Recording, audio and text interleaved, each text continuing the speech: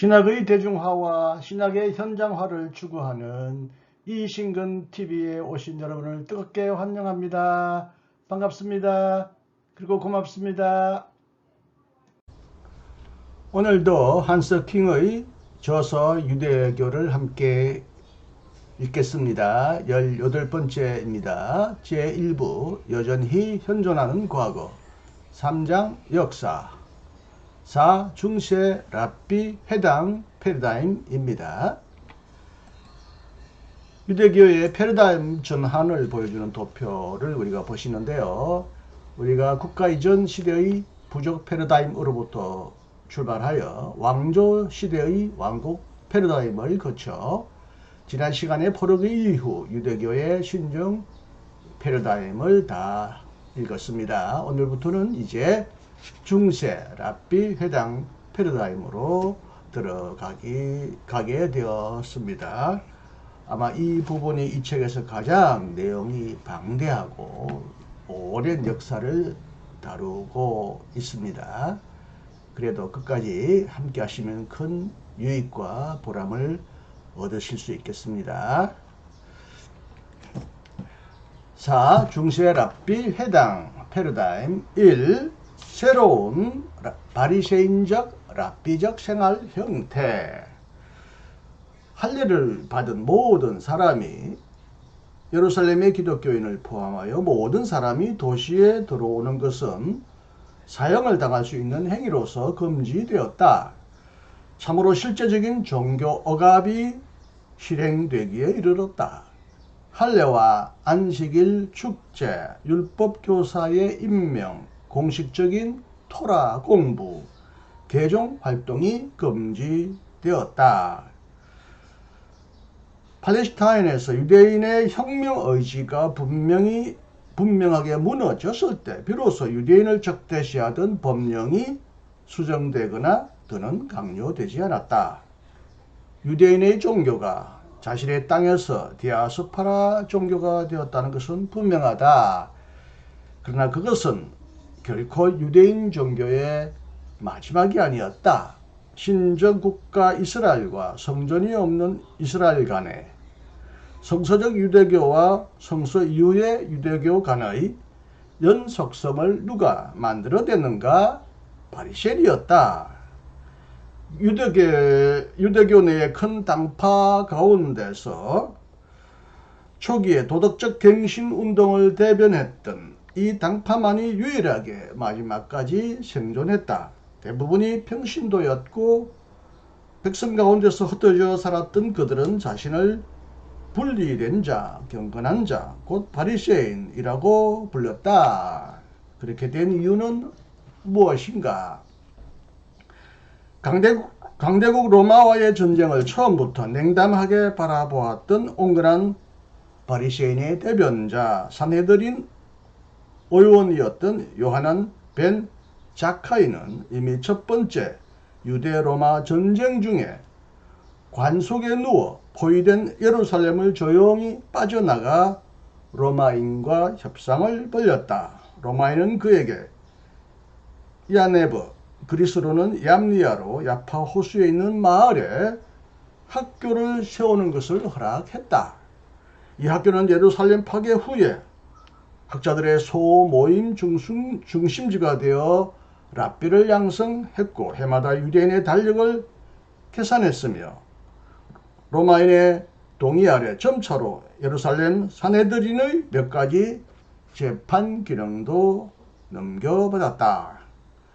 이스라엘 국가를 다시 세울 때까지 수십 세기 동안 유대인의 생존과 새로운 탄생의 상징이 되었던 곳은 전사들의 장소이자 끔찍한 자살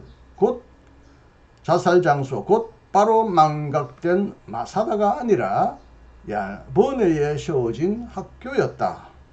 이 학교는 바르 코크바 전쟁 후에 갈릴리로 옮겨졌다.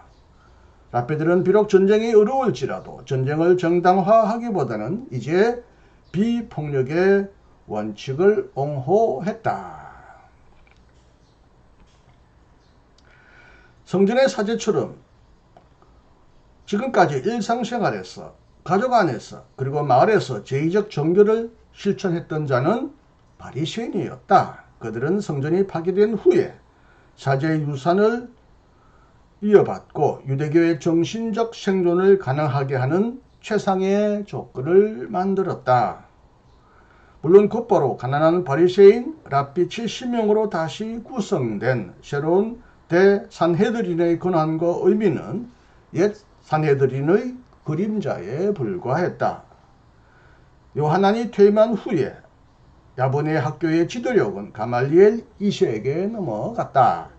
그런 로마에 맞선 봉기에 매우 열렬히 참여했던 신만만한 힐렐 가문의 우두머리였다. 그는 율법을 독자적으로 해석한 샴마이 가문의 경쟁학교를 제거할 수 있었고 지역을 넘어서는 권위를 얻었다. 두 번째 봉기 후에 힐렐 가문의 우두머리는 생활 방식에 관심을 보인 로마에게 유대교를 대변했다. 그렇기 때문에 힐렐 가문의 우두머리는 로마 제국 내의 모든 유대인에게 부과하던 예전의 성전세도 마침내 관리할 수 있게 되었다. 왜냐하면 그런 나시 군주 혹은 족장으로서 나라를 통치하지는 않았지만 백성의 우두머리 에트나르크로서 백성 에트노스를 통치했기 때문이다. 겸손해진 유대인의 대외적인 입장은 이로 인해 견고해졌고 그와 동시에 온건한 바리새인 집단은 힐렐의 정신 속에서 표준적이고 규범적인 유대교 집단이 되었다. 율법 해석을 통일하고 견해의 다양성을 줄이는 과정이 시작되었다.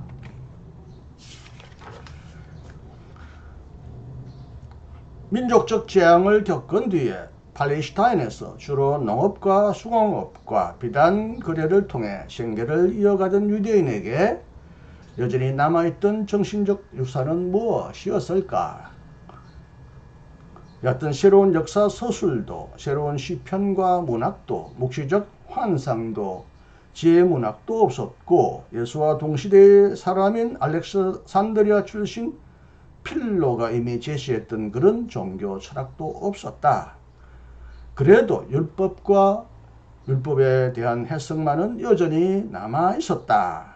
성서, 특히 모세오경, 토라와 율법교사와 회당이 남아 있었다. 그러나 그것들은 이제 완전히 새로운 가치를 지니게 될 것이다.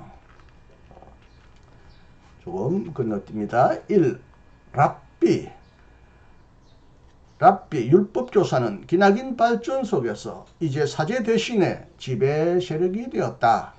물론 지배 세력이 된 자는 오직 바리새인이었다. 종전의 패러다임에서 율법교사는 기껏해야 종속적인 역할만을 수행했을 따릅니다. 예수의 시대에 랍비란 분명히 토라를 알고 가르치는 사람을 일컫는 존칭이었지만 특별한 집단이나 계급 곧 교육과 임명을 받은 교사를 지칭하는 배타적 호칭은 아니었다. 그러나 이제 이 3세기의 랍비는 누구였는가? 그는 언제나 율법의 교사였다.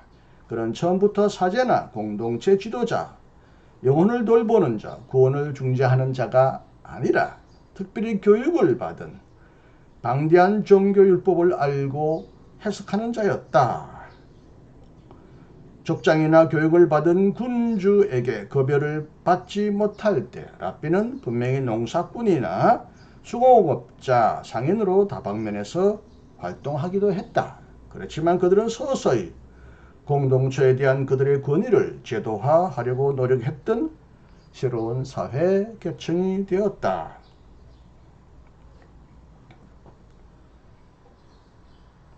그들은 점점 더 종종 완전한 교사 체계를 갖춘 교사 계급이 되어 갔다. 조금 건너뛰고요. 이제 랍비는 규범이자 모범이 되었다. 그리고 성서 이후에 기독교의 주교와 사제가 자신의 공동체에 두 번째 그리스도로 나타나기를 원했듯이 랍비도 이제 일종의 육신이 된 토라가 되기를 원했다. 이 회당, 시나고거, 성전 대신에 이제는 유대교회 어디에서나 볼 수 있는 회당이 결정적인 의미를 얻게 되었다. 회당은 그리스어로 모임만이 아니라 공동체와 집회, 건물도 의미한다. 회당은 유대인의 지역 중심체로서 일반 종교사의 혁명적인 발전을 보여준다. 이러한 발전은 기독교의 교회와 이슬람의 교회 사원에도 모범이 되었다. 그 기원은 아마도 포로 생활에서 찾을 수 있을 것이다. 여하튼 이스라엘 자체를 위한 가장 오래되고 확실한 고고학적, 언어학적 증거는 그리스도 이후 1세기에 비로소 발견된다. 분명히 회당의 의미는 중앙성전, 곧 두 번째 성전의 파괴로 인해 상당히 높아졌다. 그 이래 단지 갈릴리에서 가자까지만이 아니라 로마 제국의 전 지역에 회당이 세워졌다. 회당은 예배에 사용되었지만 다른 모임에도 사용되었다. 이 회당에서 사람들은 이제 함께 기도했고 토라를 체계적으로 낭독하고 가르쳤으며 이야기와 율법 해석으로 토라를 해설하고 토론을 벌였다. 여기서 이제는 전형적으로 랍비적인 견해가 발전되었다. 그것은 집중적인 성서 연구와 규칙적인 기도, 선한 행위가 성전 제의와 희생 제사를 대신할 수 있다는 견해였다.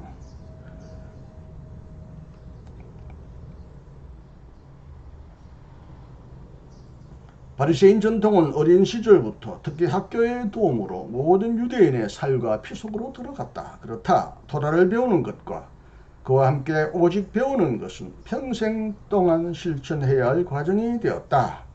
토라 연구는 공동체 예배보다 더 높은 가치를 지닌다.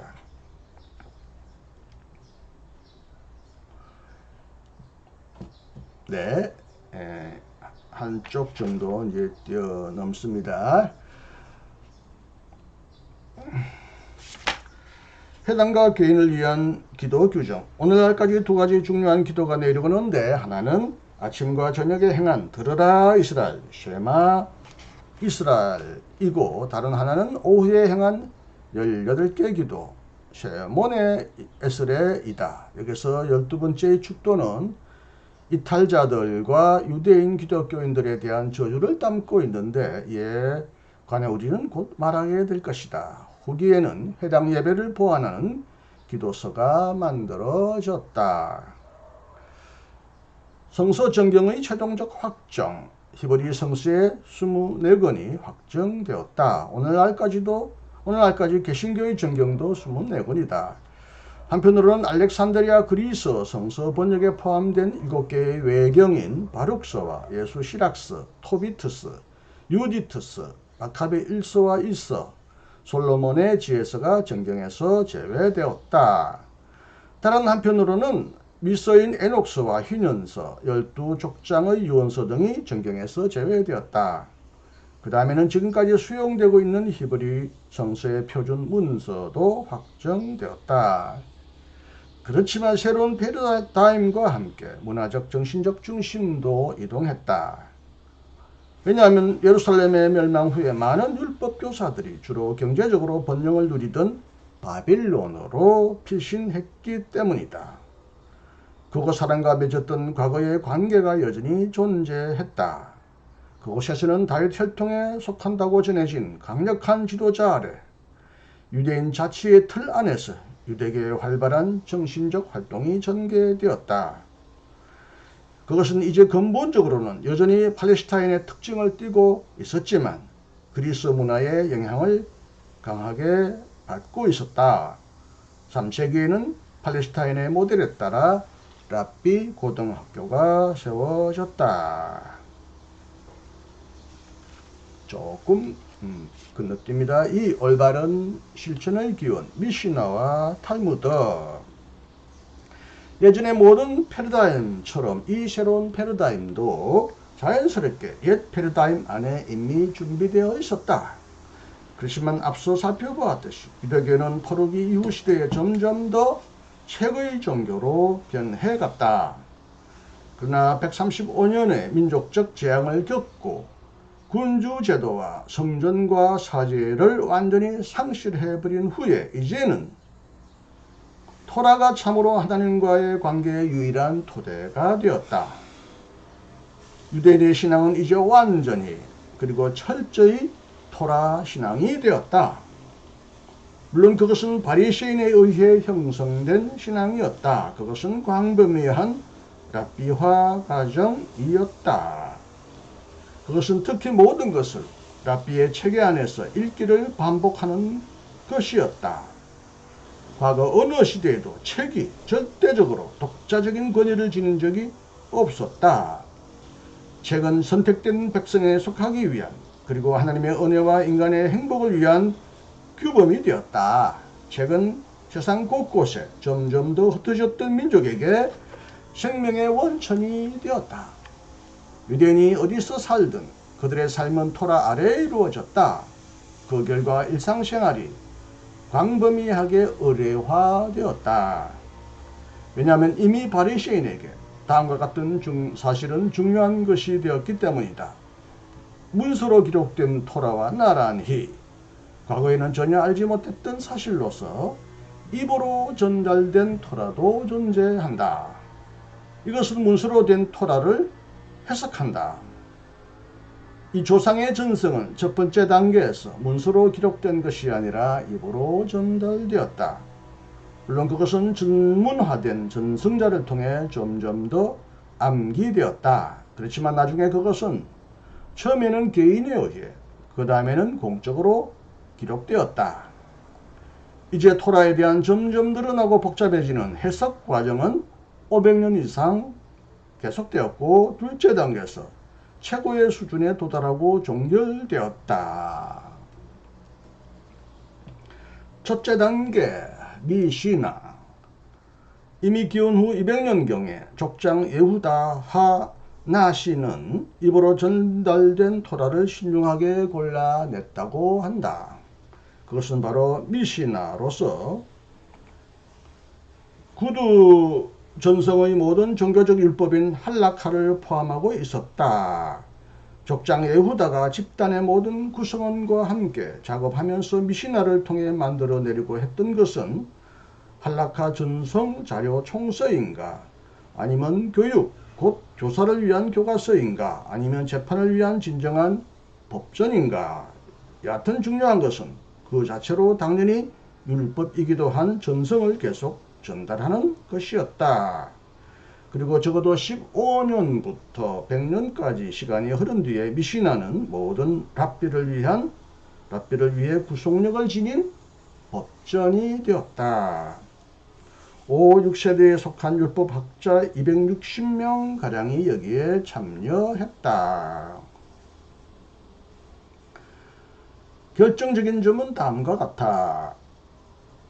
정통주의자의 이해에 따르면 이 입으로 전달된 토라는 원래 문서로 기록된 성서의 토라와 동일한 가치를 지닌다.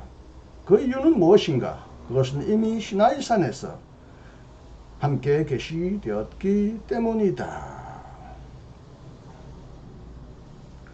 이것은 두 번째 성전의 파괴 이전에는 알지 못했던 것이다. 못했던 생각이다. 그렇지만 랍비의 견해에 따르면 모세는 완전히 우리의 랍비가 되었다. 둘째 단계 탈무드. 그 300년 동안 유대인 학문의 두 중심지인 팔레스타인과 바벨론에서 미시나도 나름대로 다시 해석되었다. 이 작업은 자주 아람어 방언으로 저술된 게마라, 히브리의 보완을 통해 이루어졌다. 게마라와 미시나가 합쳐진 것이 탈무드, 히브리어로서 공부, 교훈이다. 비록 교훈적인 내용이 더 많아졌지만 탈무드는 1차적으로 미시나를 방대하게 주석한 것이다. 왜냐하면 그에 관한 소론들은 성전 파괴 후에도 여전히 적합했기 때문이다. 두 중심지에서 탈무드는 두 가지 다른 원고로 전달되었다. 하나는 팔레스타인 탈무드 또는 예루살렘 탈무드이고요. 다른 하나는 바빌론 탈무드입니다. 탈무드에도 두 장르의 내용은 서로 다르다. 여기서도 먼저 할라카, 히브리어로 걸어야 할 길, 곧 구속력 있는 종교법과 시민법의 규정을 지닌 종교법이 나온다. 가장 근본적인 것은 안식일 규정과 정결 규정과 식사 규정이다. 모든 규정이 바로 바리새인의 해석을 따르고 있다. 그리고 특히 바빌론 탈무드는 미시나와 다르게 종종 동일한 페이지의 하가다, 히브리어로 이야기, 선언을 담고 있다. 그것은 이야기, 신화, 비유, 천문학적 설명, 해부학적 설명, 의학적 설명, 심리학적 설명, 윤리적, 신학적 교훈이다.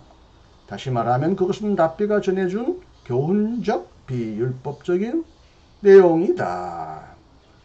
따라서 탈무드는 모든 것을 결정하는 법전이라기보다는 백과사전과 같은 토론 보고서다.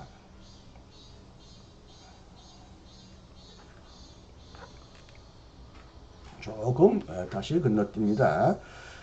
비유대인의 오해는 곧바로 폐지되어야 한다. 정통적 유대교의 1차적인 관심은 정통교리, 올바른 이론, orthodoxy에 있는 것이 아니다.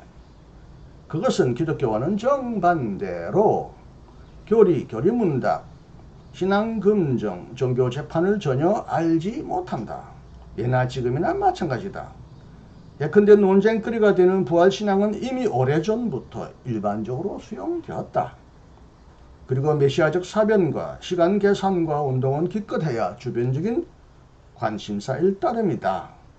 정통적 유대교에서 우선하는 관심사항은 정통실천, 토라 아래 올바로 살아가는 것, 일상생활에서 토라에 따라 행동하는 것이다. 물론 신앙을 이탈한 자들을 앞에서 올바른 삶은 교리적인 삶, 교리를 배우는 삶, 재판하고 배제하는 삶일 수 있다. 그렇지만 유대인의 정체성은 신앙의 내용이 아니라 실천적인 신앙생활에서 구체적으로 드러난다. 그러나 이제 토라와 미시나와 탈무드에 포함된 수많은 규정은 직접적으로든 간접적으로든 영원히 지속되는 계시된 하나님의 말씀으로 여겨졌다. 그렇기 때문에 안식일 규정과 식사 규정, 정결 규정, 기도와 예배 규정의 마지막에 이르기까지 모든 것을 무조건 준수해야 한다. 물론 랍비 가운데서 613개의 규정, 248개의 계명, 365개의 금령을 분류하려고 시도하는 사람이 없지는 않았다. 모든 것이 성인과 미성년자, 남자와 여자, 유대인과 비유대인에게 유효한 것은 아니다. 어차피 비유대인에게는 우리가 알고 있는 노아의 계명만이 유효하다.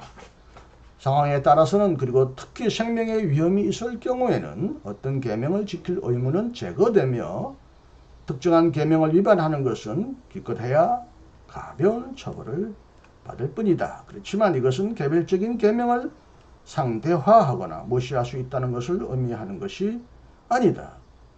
왜냐하면 모든 것은 궁극적으로 영원한 하나님의 계명이기 때문이다. 모든 것은 영원하다. 그것은 변하지 않고 변할 수 없으며 오류가 없다. 네, 여기에 조그만 도표가 나오는데요. 세 종교의 간의 비교를 하고 있습니다. 성서, 구약과 신약, 기독교에서는 성서가 계시의 원천이고 그 다음에 전통, 그 다음에 교회법으로 이어지고요.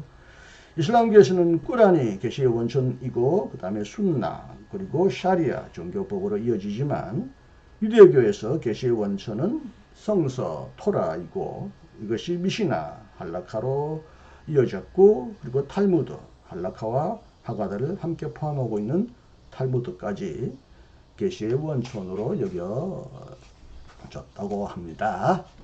자, 오늘은 여기까지 여러분에게 소개해 드렸습니다. 중세 랍비 해당 패러다임은 앞으로도 상당한 기간 동안에 계속될 것입니다. 끝까지 함께 주시길 바랍니다. 감사합니다. 오늘도 안녕하십시오. 이신근이었습니다.